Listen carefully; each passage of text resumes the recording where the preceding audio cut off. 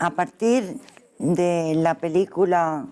titulada Hannah Arendt de Margaret von Trotta, una gran cineasta de la primera mitad del siglo XX,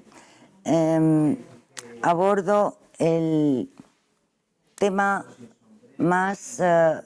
problemático, quizá el punto crucial de todo el pensamiento de Hannah Arendt en relación al Holocausto en Alemania, a la situación de los judíos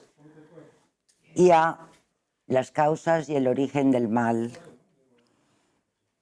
Hannah Arendt toma una posición muy decidida a favor de seguir pensando qué es el mal, cuál es su causa.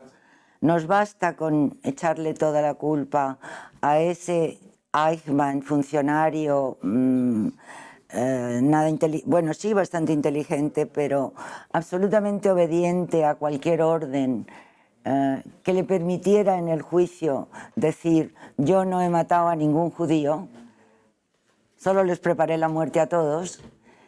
Entonces, ante esa posición con tanta desfachatez, Hannah Arendt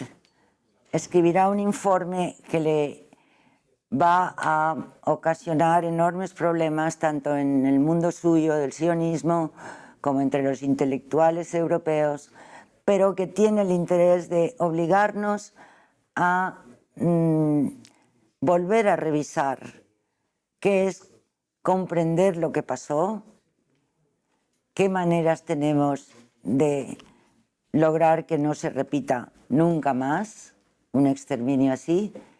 y apuntar también a lo que ella en el fondo